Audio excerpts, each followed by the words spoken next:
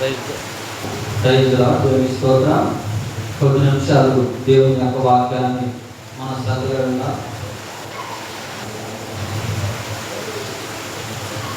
పరిశుద్ధ గ్రంథం నుండి దేవుని యొక్క వాక్యాల మనం చూద్దాం.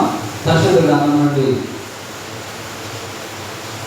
రాజుల 2వ గ్రంథం 5వ అధ్యాయము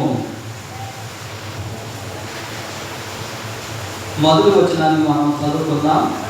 310వ పేజీ కొత్త నిబంధన గ్రంథం నుండి 310వ పేజీ రాజుల 2వ గ్రంథం 5వ అధ్యాయం మొదటి నుంచి చదువుకుందాం. సిరియా రాజు సైన్యాధిపతి అయిన నయమాను ఒకడుండెను. అతని చేత యెహోవాయే సిరియా దేశమునకు జయము కలుగజేసిందెను. గనుక అతడు తన యజమానుడి దృష్టికి గనుడై దయపొందిన వాడాయను.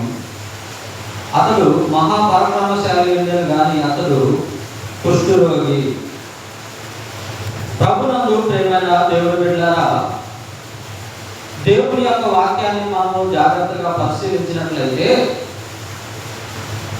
సిరియా అనేటువంటి ఒక దేశం ఉంది. మన భారతదేశం ఎట్లానో అట్లానే సిరియా అనేటువంటి ఒక దేశం ఉంది. ఆ సిరియా దేశాల్లో పరిపాలిస్తున్నటువంటి ఆ రాజుగారి దగ్గర ఒక సైన్యాధిపతి ఉన్నాడు. ఆ సైన్యాధిపతి పేరు ఏంటయ్యా అంటే నయమాను. నయమాను అనేటువంటి సైన్యాధిపతి చాలా పరాక్రమం కలిగినటువంటి వాడు, చాలా శూరుడు. అతడు మహాపరాక్రమశాలి. అంటే అతడు యుద్ధానికి వెళితే ఆ యుద్ధంలో జయమన్న మాటే కానీ అపజయం అన్నది వెలిగినటువంటి అలాంటి గొప్ప వీరుడండి ఈ నయమాను. అయితే ఇక్కడ దేవుని యొక్క వాక్యం ఏం సెలవిస్తుందంటే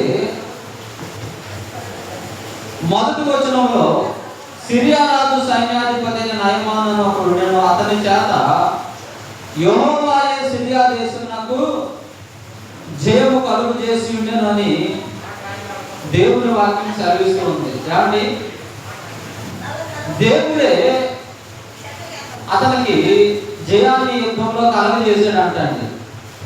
కారణం ఏంటంటే ప్రేమ దేవుని బిడ్డలారా, అసలు ఈ నయమాను ఎవరు? ఇతనుందేమో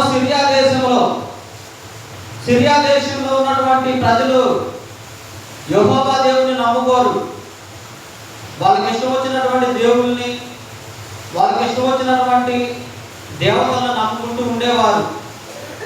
అలాంటి ఈ సిరియా దేశంలో ఉన్నటువంటి నయమానుకి దేవుని చేతనే గొప్ప విజయాన్ని అతను పొందుకోవడానికి గల కారణాలు ఏంటి అంటే, అసలు నయమాను ఎవరు అని మనం కనుక పాత నిబంధన గ్రంథం చరిత్రలో తిరిగేసినట్లయితే ప్రేమను దేవుని పెట్టారు. ఈ నయమాను బెన్యామీను గోత్రికుడు. ఈ బెన్యామీను గోత్రికుడు, బెన్యామీనుకు మనవడు ఈ నయమాను. అయితే సిరియన్లు గుంపులుగా వచ్చి ఇశ్రాయేల్ దేశం మీద వారు యుద్ధం చేసి కొంతమంది పురుషులను తీసుకొని వెళ్ళినటువంటి సమయంలో ఈ నయమాను కూడా అక్కడ తీసుకొని వెళ్ళారు. అయితే బహుశా చిన్నతనంలోనే నయమాను అక్కడికి తీసుకెళ్ళి ఉంటారు. ఈ చిన్నతనం నుంచే ఆ సిరియా దేశంలో ఉన్నటువంటి ఆరాధనలో, ఆ సిరియా దేశంలో ఉన్నటువంటి పద్ధతుల్లో, ఆచార సంప్రదాయాల్లో, ఆ సిరియా దేశంలో ఉన్న దేవుని దేవతల్ని కొలుస్తూ ఉన్నాడు. అక్కడ ఉన్నటువంటి దేవుళ్ళని కొలుస్తూ ఉన్నాడు. కానీ తన జీవితంలో యెహోవాయే నిజమైన దేవుడు, ఈ లోక రక్షకుడు అన్న సత్యము నయమాను తెలియదండి. ఇటువంటి పరిస్థితుల్లో అతను జీవిస్తూ ఉన్నాడు. రాజుగారు ఎక్కడికి వెళ్ళి యుద్ధం చేయమంటే అక్కడ యుద్ధం చేస్తూ ఉన్నాడు. ఈ వ్యక్తి ఎక్కడికి వెళ్ళినా కూడా జయమే కానీ అపజయం అన్నటువంటి మాట ఈ నయమాను ఎరగడండి. ఎందుకంటే అతడు బహు పరాక్రమశాలి ఉన్నాడు ఒకటైతే, రెండవది ఏంటంటే దేవుడు అతనికి తోడుగా ఉన్నాడు. దేవుని స్తోత్రం. దేవుడు ఎందుకు తోడుకున్నాడు అంటే బెన్యామీను గోత్రికుడు. మనం ఒక విషయాన్ని గమనించాలని, దేవుని బిడ్డలైనటువంటి వారు ఎక్కడున్నా సరే దేవుని కాపుదల ఖచ్చితంగా ఉంటుంది. దేవుని బిడ్డలైనటువంటి వారు దేవుని గుర్తించినటువంటి దేశాల్లో ఉన్న దేవుని కృప, దేవుని కాపుదల, దేవుని యొక్క క్షేమము, దేవుని యొక్క భద్రత వ్యక్తికి ఉండింది. దానికి నిదర్శనమే నయమాను జీవితం అని మనం పరిశీలనగా తెలుసుకోవచ్చండి. అయితే ఈ నయమాను యుద్ధాలు బాగానే చేస్తూ ఉన్నాడు. యుద్ధం చేసేటప్పుడు సైన్యాన్ని చక్కగా మట్టు పెడుతూ ఉన్నాడు, అనేకుల్ని యుద్ధంలో జయిస్తున్నాడు. కానీ తన ఇంటికి వచ్చి మాత్రం తన సైనిక వస్త్రాలు తీసివేసినప్పుడు, ఆ సైనిక వస్త్రాలు తీసి తన ఒళ్ళు చూసుకున్నప్పుడు ఈ నయమానికి కుష్ఠరోగం ఉందండి. ఏం రోగం అండి? కుష్ఠరోగం. తన శరీరం లోపల కుష్ఠరోగం ఉంటే ఆ కుష్ఠరోగాన్ని కప్పేసుకుంటూ ఈ నయమాను పైన సైనిక వస్త్రాలు ధరిస్తూ ఉన్నాడు. అయితే ప్రతిరోజు కూడా ఈ నయమాను బాధపడుతూ ఉన్నాడు. తన బాధ ఏంటంటే, నేను ఎంతో మందిని జయిస్తున్నాను కానీ ఈ కుష్ఠరోగం మాత్రం నన్ను విడిచిపెట్టలేదని చెప్పి ఇంటికి వచ్చినప్పుడల్లా బాధపడుతున్నాడండి. బాధపడుతూ ఉన్నప్పుడు ఒకరోజు తన సైనిక వస్త్రాలు తీసివేసి తాను బాధపడుతూ ఉన్నప్పుడు ఇశ్రాయేలు దేశంలో నుంచి సిరియా దేశంలోనికి నయమాను ఎట్లాగైతే ఆ రోజుల్లో ఉన్న సైనికులు, రాజులు తీసుకెళ్లారో, ఈ నయమాను తీసుకెళ్ళినటువంటి ఆ ప్రజల్లో కూడా ఒక చిన్న పిల్ల ఉందంటారు, ఒక అమ్మాయి ఉందంట. ఇశ్రాయేలు దేశం చిన్నది అని ఆ యొక్క అమ్మాయి గురించి బైబిల్లో రాయబడి ఉంది. అయితే ఆ ఇశ్రాయేలు దేశంలో నుంచి వచ్చినటువంటి ఆ చిన్నది నయమాను భార్యకి పరిచర్య చేస్తూ ఉంది. నయమాను భార్యకి ఆ పని ఈ పని చేస్తూ ఉంది. చేస్తూ ఉన్నప్పుడు తన యజమానుడైనటువంటి నయమాను బాధపడుతున్న సందర్భాన్ని ఏమో గ్రహిస్తూ ఉంది, గమనిస్తుందండి. గమనించి, అమ్మా, నయమాను గారు ఎంతో బాధపడుతున్నాడు, నా యజమానుడు ఎంతగానో దుఃఖపడుతున్నాడు. అయితే నా యజమానుడికి ఉన్నటువంటి, నయమాను గారికి ఉన్నటువంటి ఈ కుష్ఠరోగాన్ని తగ్గించడానికి షోమ్రోన్లో ఒక ప్రవక్త ఉన్నాడు. ఇశ్రాయేలు దేశంలోని షోమ్రోన్లో ఉన్నటువంటి ప్రవక్త కనుక దగ్గర నా యజమానుడు ఉంటే, అక్కడికి వెళ్ళి కనుక నా యజమానుడు అక్కడ ప్రవక్త దగ్గర ఉంటే, మా ప్రవక్త అయినటువంటి ఆ దైవజనుడు చక్కగా నయమాను గారిని స్వస్థపరుస్తాడు, ఆయనకు స్వస్థత వచ్చిందని చెప్పి ఆ చిన్న పాప చెప్పిందని. చెప్పినప్పుడు వెంటనే నయమాను ఏం చేశాడంటే, ఇంకా వెంటనే సిరియా రాజుకి వెళ్ళి చెప్పాడు, అయ్యా, ఇశ్రాయేలు దేశంలో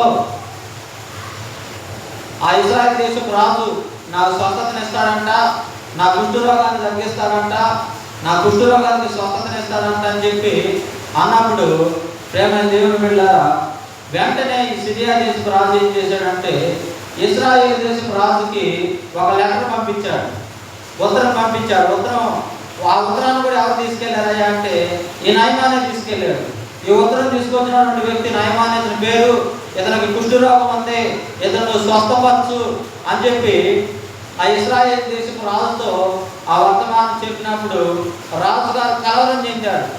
నేనేమన్నా డాక్టర్ గారునా? అసలు కుష్ఠరోగం అన్నది ఎట్లా తగ్గింది? కుష్ఠరోగం అంత సామాన్యం తగ్గిద్దండి? తగ్గదు.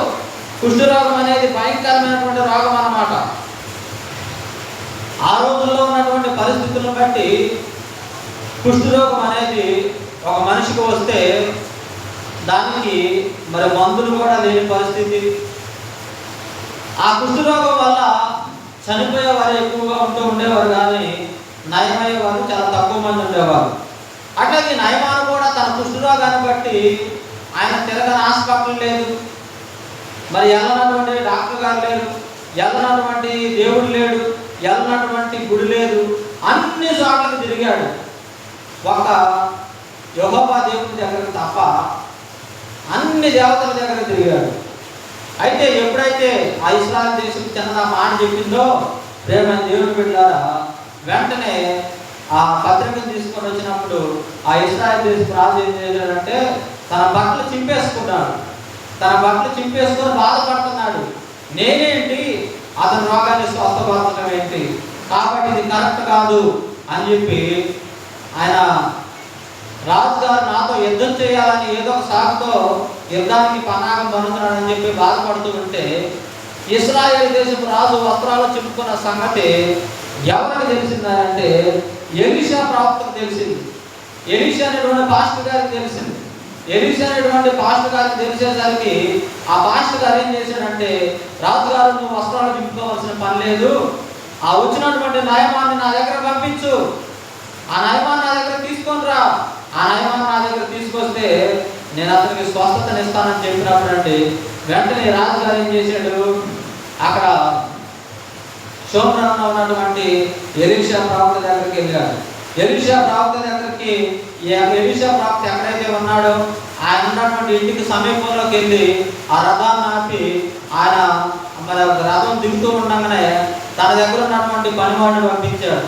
పనివాడిని పంపించి ఆ ఎలీషా ఆ పాస్టర్ గారు చెప్పిన మాట ఏంటంటే, పనివాడిని పంపించి అతను యోర్దాను నదిలోనికి వెళ్ళమను, యోర్దాను నదిలోనికి వెళ్ళి 7 సార్లు మునగాను అతను స్వస్థత వచ్చిందని చెప్పి చెప్పాడండి. 2 రాజుల గ్రంథం 5వ అధ్యాయం 10వ వచనం అన్నమాట.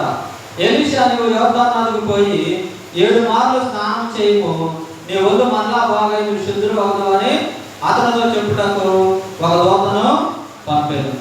ఎప్పుడైతే పాస్టర్ గారు ఈ మాట చెప్పాడో ఇతనికి భయంకరంగా కోపం వచ్చేసిందండి. ఎవరికి? నయమాన్ గారు కోపం వచ్చేసింది.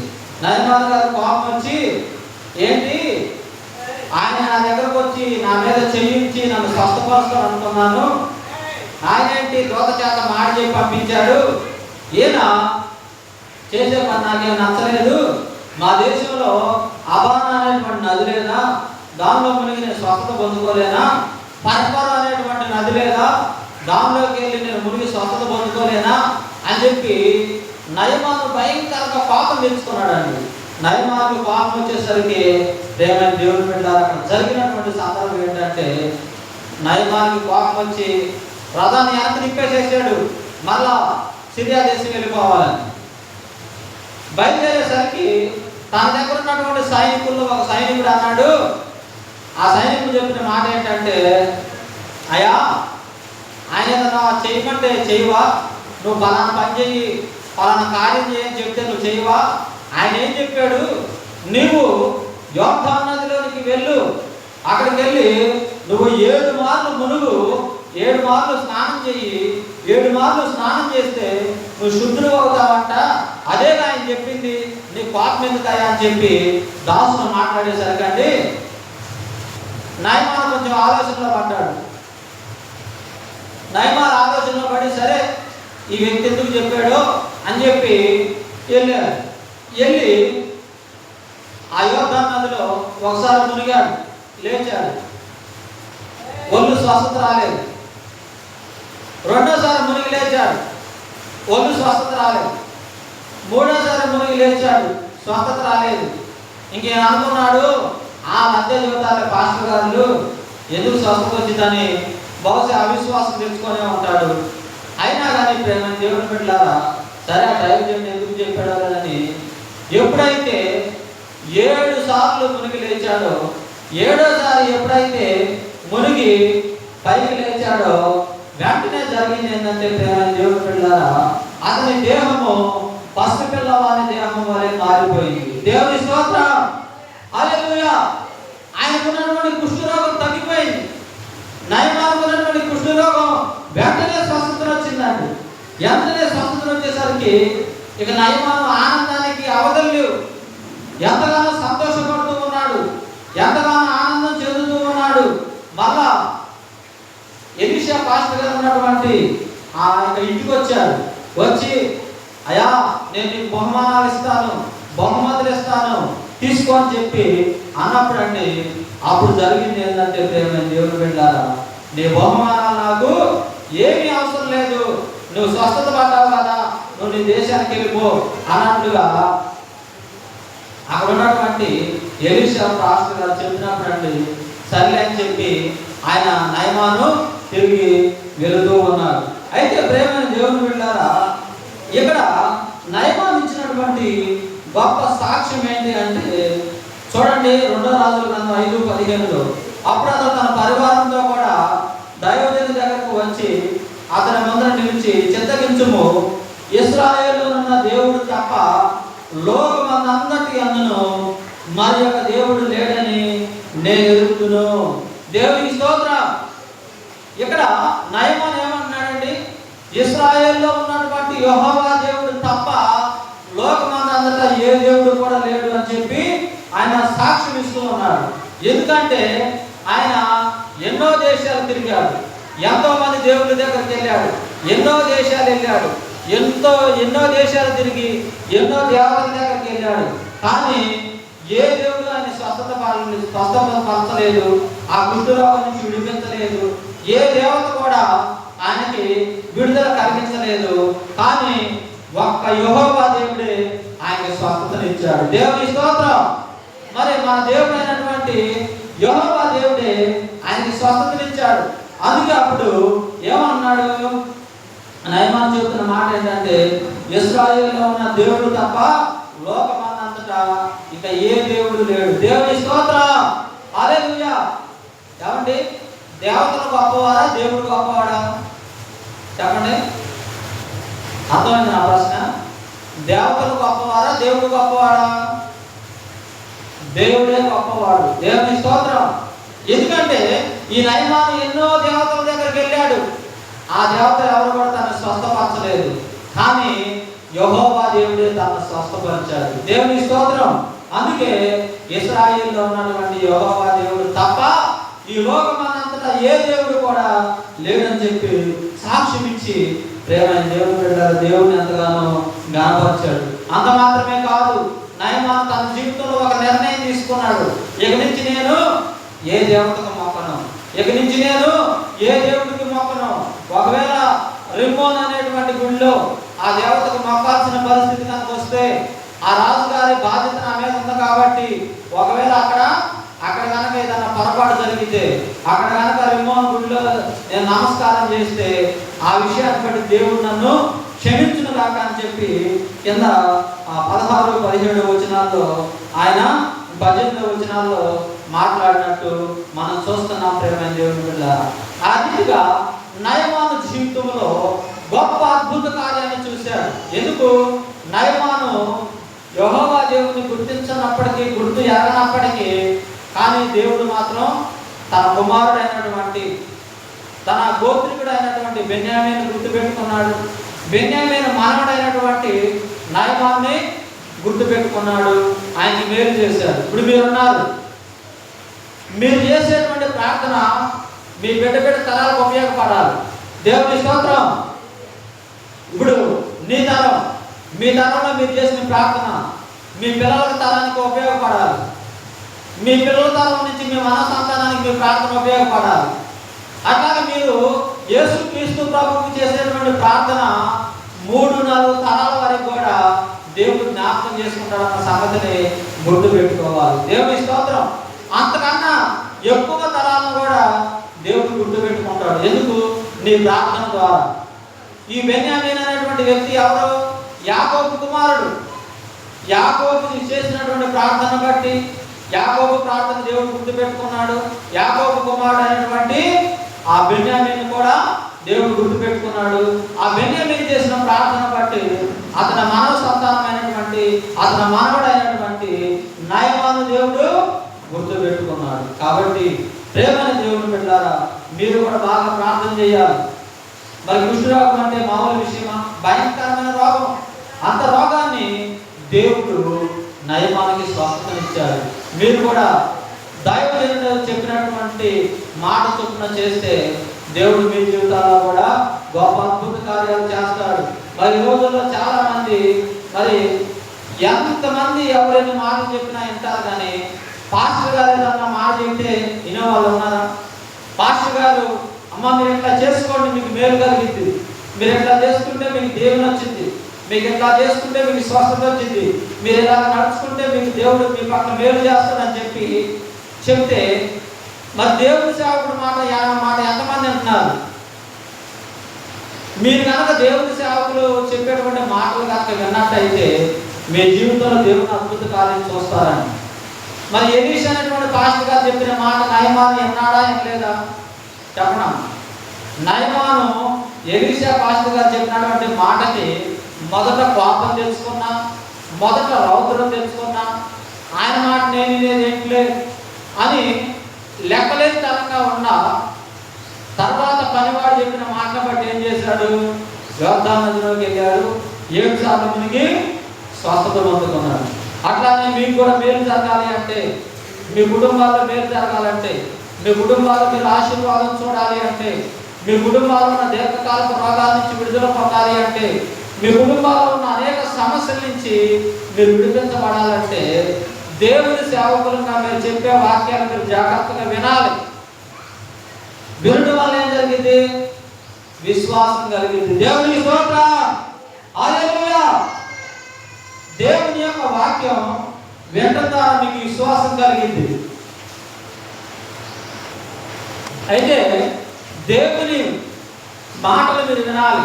ఇప్పుడు దేవుడు మీతో మాట్లాడే అనుభవంలో మీరు తక్కువగా ఉంటారు కాబట్టి దేవుని సేవకులైనటువంటి మా ద్వారా దేవుడు పలికించే మాటలు, ఇప్పుడు మేము నిలబడినప్పుడు మీకు వాక్యం చెప్పడానికి, వాక్యం అందించడానికి మేము నిలబడినప్పుడు మేము నిలబడక ముందే దేవుని సన్నిధిలో ప్రార్థన చేసుకుంటాం. ప్రభా నీ బిడ్డలతో నువ్వు మాట్లాడాలి అని చెప్పి దేవుడి దగ్గర మొరపెట్టుకొని మేము మీ దగ్గర నిలబడినప్పుడు దేవుడు మీ అందరికీ కావలసినటువంటి వాక్యాన్ని దేవుడు మీకు అందిస్తాడు. దేవుని స్తోత్రం. కాబట్టి ఆ వాక్యాన్ని మీరు ఏం చేయాలంటే జాగ్రత్తగా వినాలి. వాక్యాన్ని విని వాక్యాన్ని అనుసరించి వాక్యానుసారంగా నడుచుకోవాలి, వాక్యానుసారంగా జీవించాలి. నయమానికి మేలు కలగడానికి కారణం ఒకటే, దేవుని సేవకుడు చెప్పిన మాట ఆయన విన్నారు. మీరు కూడా దేవుడు తన దాసుల ద్వారా ఏ మాట నాతో ఈరోజు మాట్లాడతాడా అని మీరు కూడా ఆశతో దేవుని వాక్యాన్ని వినాలి, ఆసక్తితో దేవుని వాక్యాన్ని వినాలి. వాక్యము వినడం ద్వారా దేవుడు నా జీవితంలో అద్భుతాలు చేస్తాడు, దేవుడు నా జీవితంలో మేలు చేస్తాడు అనే ఆశ నిరీక్షణ మనలో ఉండాలి. మరి నయమాను ఆ చిన్నది చెప్పిన మాటని విని ఎందుకు వచ్చాడు? వెంటనే తన స్వస్థత రావాలని, తనకు మేలు రావాలని. మరి ఇంత చిన్న బిడ్డ చెప్పిందే, ఇంత చిన్న బిడ్డ చెప్పిందంటే నాకు ఖచ్చితంగా స్వస్థత వచ్చింది. నేను ఎన్నో గుళ్ళు తిరిగాను, ఎన్నో దేవతల దగ్గరికి వెళ్ళాను, ఎంతోమంది దేవుడి దగ్గరికి వెళ్ళాను, కానీ నాకు ఎక్కడ ఈ కుష్ఠరోగం నుంచి నాకు విడుదల రాలేదు. కానీ ఒక్కసారి చూద్దాం, ఒక్కసారి ఇశ్రాయేలు దేశం వెళ్తాం, ఆ ఇశ్రాయేలు దేశంలో ఉన్న యెహోవా దేవునికి ప్రార్థన చేద్దాం, ఆయన నా పట్ల మేలు చేస్తాడని చెప్పి ప్రేమైన దేవుని బిడ్డారా ఎంతో ఆసక్తిగా కొన్ని మైళ్ళు దూరమైనప్పటికీ కూడా రథం మీద ప్రయాణం చేసి వచ్చి నయమాను ఏం పొందుకున్నాడు?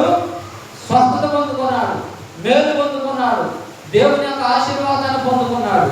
మీరు కూడా దేవుని వాక్యాన్ని జాగ్రత్తగా విన్నప్పుడు దేవుడు మీ జీవితంలో కూడా ఏం చేస్తాడంటే మీకు కావలసిన ఆదరణ మాటను దేవుడు వినిపిస్తాడు.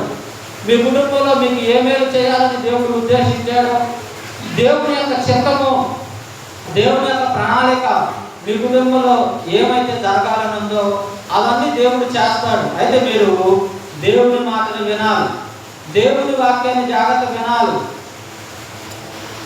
ఆ రీతిగా మీరు దేవుని చిత్తానుసారంగా నడుచుకోవాలంటే మీరేం చేయాలి? వాక్యాన్ని బాగా ఇంటి దగ్గర ఉన్నప్పుడు చదువుకోవాలి. వాక్యం ద్వారా దేవుడు మనతో మాట్లాడాలని దేవుడిని కోరుకోవాలి, దేవుడిని మనం వేడుకోవాలి. అప్పుడు వాక్య స్వరూపమైన దేవుడు ఏం చేస్తాడంటే అండి నీకు స్వస్థతనిస్తాడు. అయితే ప్రేమ దేవుని బిడ్డారా, బాల్ యాంగిచో అనేటువంటి గొప్ప దైవజనుడు దక్షిణ కొరియా అనేటువంటి దేశంలో ఆయన సేవ చేశాడు. ప్రపంచంలో ఉన్న సంఘాలన్నింటిలో కూడా ఆయనది చాలా పెద్ద సంఘం. ఈ బాల్ యాంగిచో అనేటువంటి ఆ దైవజనుడు ఆ దేశంలో ఆయన సేవ చేయక ముందు ఆయన కూడా భయంకరమైనటువంటి ఆ కుష్ఠరోగంతో బాధపడుతూ ఊరి చివరన మరి ఆయన్ని ఊరి చివరన పెట్టి ఆయనకు కావలసినటువంటి మంచినీళ్ళు ఆయన కావలసినటువంటి భోజనం అందిస్తూ ఉన్నారు. ఆ రీతిగా అందిస్తూ ఉన్నప్పుడు సండే స్కూల్కి వెళ్ళేటువంటి ఒక చిన్న పాప ఆయన దగ్గరికి వెళ్ళి, అయ్యా నువ్వు కూడా యేసు ప్రభు నమ్ముకో, యేసు ప్రభు నీకు స్వస్థత ఇస్తాడు, యేసు ప్రభు స్వస్థపరిచే దేవుడు, ఆయన గొప్ప దేవుడు, నీ పట్ల గొప్ప కార్యం చేస్తాడు, కాబట్టి ఒకసారి యేసు ప్రభు నమ్మకం చెప్తే ఎన్నిసార్లు చెప్పినా కూడా ఆ బాల్యాంచో గారు ఆయన యేసు ప్రభుని అంగీకరించేవాడు కాదంటాడు. ఇష్టం వచ్చినప్పుడు పాపను దూషించేవాడంట. మీ క్రైస్తవులకు ఏం పని లేదు, లెగిస్తే యేసు ప్రభు దేవుడు అని చెబుతారు, యేసు ప్రభు స్వస్థపరుస్తారని చెబుతారు, యేసు ప్రభు గురించి ఏదేదో మీ ఇష్టం వచ్చినాడు గొప్ప గొప్ప అని చెబుతారు, మీరు అంతే చెబుతారులే, నువ్వు ఏమి నా దగ్గర నుంచి అని చెప్పి ఆ పాపని గదివేవాడు అంటాడు. గదివినా కానీ ఆ చిన్న పాప, సండే స్కూల్ పాప, అతడు కుష్ఠరోగంతో బాధపడుతున్న విధానం బట్టి, ఎంతగానో ఆవేదన చెందుతున్న విధానం బట్టి ఇతనికి ఎంతగానో యేసు ప్రభు గురించి చెప్పాలని చెప్పి చెప్తూనే ఉండేదంట. ప్రతిరోజు కూడా కనపడినప్పుడు చెప్తూనే ఉండేదంట. ఒకరోజు తన దగ్గర ఉన్నటువంటి బైబిల్ని ఆ యొక్క బాల్యాంచో గారికి ఇచ్చిందంటండి. బైబిల్ని తనకిస్తే ఫస్ట్ తిరస్కరించి ఇసిరేసినట్టు, కానీ తర్వాత మళ్ళా బైబిల్ తీసుకొని ప్రతిరోజు కూడా తను చదువుకుంటూ మొదలుపెట్టాడు. బైబిల్ని ఆ రీతిగా చదువుకోవడం మొదలు పెట్టేసరికి యేసు ప్రభువే నిజమైన దేవుడు ఆయన అంగీకరించాడు. అంత మాత్రమే కాకుండా ఈ వాక్యం చదువుతూ ఉండటం ద్వారానే ఆయన ఉన్నటువంటి కుష్ఠరోగం నుంచి కూడా ఆయన స్వస్థత పొందుతున్నాడు అంటాడు. దేవుని స్తోత్రం. ఆయన రీసెంట్గా మన మధ్యకాలం చనిపోయాడు. ఒక సంవత్సరం క్రితమో 5-6 నెలల క్రితమో చనిపోయాడు. బాల్యాంచో గారు దైవజనుడు. ఆయన అంత గొప్ప సేవ చేశాడు. ఆయన ప్రపంచ దేశాలన్నింటిలో కూడా దక్షిణ కొరియాలో ఉన్నటువంటి సంఘం, ఆయనది 10 లక్షల పైగా ఉన్నటువంటి సంఘం, చాలా పెద్ద సంఘం అంటండి. అంత గొప్ప సంఘాన్ని ఆయన నిర్మించాడు. ఎందుకు? యేసు ప్రభుని మొదట ఆయన తిరస్కరించిన తర్వాత యేసు ప్రభు నిజమైన దేవుడు, యేసు ప్రభు స్వస్థపరిచే దేవుడు, యేసు ప్రభు మన పట్ల మేలు చేసే దేవుడు అని గ్రహించాడు. కాబట్టి ఆయన బాల్యాంచో గారు యేసు ప్రభుని సొంత దేవుడిని అంగీకరించి ప్రకటించాడు. కాబట్టి ఆ నయమాను ఎట్లాగైతే విశ్వసించడం ద్వారా కుష్ఠరోగం నుంచి స్వస్థత పొందుతున్నాడు, అట్లాగే బాల్యాంచోనటువంటి దైవజనుడు కూడా ఆయన యేసు ప్రభుని మరి సొంత దేవునిగా, సొంత రక్షకునిగా అంగీకరించబట్టి తన జీవితంలో ఉన్న భయంకరమైనటువంటి అనారోగ్య సమస్య నుంచి స్వస్థత పొందుతున్నాడు. అట్లాగే మీరు కూడా మీ ఇరుగు పొరుగు వాళ్ళు ఎవరన్నా అనారోగ్య సమస్యలో ఉన్నప్పుడు మీరు కూడా చెప్పండి, అమ్మ యేసు ప్రభు ప్రార్థన రండి, మీరు కూడా యేసు ప్రభు మిమ్మల్ని స్వస్థపరుస్తాడు, యేసు ప్రభు స్వస్థపరిచే దేవుడు, నీకున్న సమస్యల నుంచి యేసు ప్రభు విడిపిస్తాడు, యేసు ప్రభు నీకు స్వస్థతనిస్తాడు, యేసు ప్రభు మీకు మేలు చేస్తాడని చెప్పి మీరు కూడా చెప్పండి. మీరు కూడా యేసు ప్రభు అని విశ్వాసం ఉంచండి. మీ ఇరుగు పొరుగు వారి కూడా యేసు ప్రభు గురించి చెప్పండి. అప్పుడు యేసు ప్రభు ఏం చేస్తారంటే మీ పట్ల గొప్ప కార్యాలు చేస్తారు. దేవుని స్తోత్రం. మరి యేసు ప్రభుని విశ్వసించడం ద్వారా ప్రేమ దేవుని బిడ్డలారా, నీ జీవితాల్లో ఉన్న కలవరాల నుంచి, సమస్యల నుంచి, ఇబ్బందుల నుంచి, కష్టాల నుంచి యేసు ప్రభు విడిపిస్తారన్న సత్యాన్ని గుర్తించాలి. ఎందుకంటే యేసు ప్రభు వారు స్వస్థపరిచేటువంటి దేవుడు. మనం అనుకుంటూ ఉంటాం, మరి నేను డాక్టర్లు చూపించుకుంటున్నాను, ఈ రోగం తగ్గట్లేదు అని చెప్పి ఎన్నో రకాల రోగాలతో చాలామంది ఈ రోజుల్లో సతమతమవుతూ ఉన్నారు. అటువంటి వారు ఏం చేయాలంటే యేసు ప్రభు మీద విశ్వాసం ఉంచి కనుక ఆయన సన్నిధికి వచ్చి, ప్రభా నా స్థితి ఇది, నా బాధ ఇది, నా ఇబ్బంది ఇది అని చెప్పుకోవాలి. నయమాన్ ఏం చేశాడు? ఎలీషా అనేటువంటి పాస్టర్ గారి దగ్గరకు వచ్చాడా రాలేదా? వచ్చాడు. తన సమస్యను చెప్పుకున్నాడు, తన బాధను చెప్పుకున్నాడు. ఆయన ఒక్క మాటే చెప్పాడు. ఏం చెప్పాడు? యోర్దాను నదికి వెళ్ళి 7 సార్లు స్నానం చేయి, నీ స్వస్థత వచ్చిందని చెప్పాడు. అట్లాగే మీరు కూడా దేవుని బిడ్డలని మీరు కూడా ఏం చేయాలంటే, మీరు మీకు ఏదైనా ఇబ్బందులు ఉన్నప్పుడు మరి మేము ఎట్లా ప్రార్థన చేసుకోవాలి అని దేవుని సేవకులుగా మరి నన్ను, మరి అమ్మగారిని మీరు అడుగుతూ ఉండాలి. అడుగుతూ ఉన్నప్పుడు దేవుడు మా ద్వారా కొన్ని సలహాలు దేవుడు తెలియపరుస్తాడు. ప్రార్థన ఎట్లా చేసుకోవాలి ఆ విధానం మేము చెప్తాము. అప్పుడు దేవుడు మీ పట్ల గొప్ప కార్యం చేస్తాడు. నయమాను జీవితంలో ఆ గొప్ప మేలు ఆయన ఎట్లా పొందుతున్నాడో మీరు కూడా ఆ స్వస్థత అనేటువంటి మేలు, దేవుని ఆశీర్వాదాలైనటువంటి మేలు పొందుకోవాలంటే అందరూ యేసు ప్రభు పాదాల దగ్గరకు వచ్చి, ప్రభా నా స్థితి ఇది అని చెప్పి మొరపెట్టుకున్నప్పుడు యేసు ప్రభు గొప్ప కార్యాలు చేస్తాడు. కొద్ది మాటలు దేవుడు దీవించుగాక. చిన్న ప్రార్థన చేసుకున్నాం. పరిశుద్ధుడా, ప్రేమ కలిగిన తండ్రి, నయమాను నీ దగ్గరకు వచ్చి నీ మీద విశ్వాసం ఉంచినప్పుడు ప్రభా ఎంతో గొప్ప స్వస్థత విడుదల నయమాను కలుగు చేశారు. అట్లాగే మేము కూడా నీ సన్నిధికి వచ్చి నీ మీద విశ్వాసం నుంచి, నమ్మకం నుంచి, మాకున్న దీర్ఘకాల రోగాల నుంచి, అనారోగ్య సమస్యల నుంచి, ఇబ్బందుల నుంచి స్వస్థత పొందుకోవడానికి మీరు సహాయం చేయమని, మాకున్న సమస్యలన్నింటి నుంచి, అనారోగ్య సమస్యల నుంచి, ప్రతి విధమైన సమస్యల నుంచి మమ్మల్ని విడిపించి మా జీవితంలో గొప్ప కార్యం చేయమని యేసుక్రీస్తు ప్రభు నామంలో అడిగి వేడుకొని పొందుకొని నా తండ్రి, ఆమేన్. ఈ సమయంలో శ్రీలక్ష్మి పాట పాడుతుంది. అందరూ కానుకలు దేవుడికి సమర్పిద్దాం.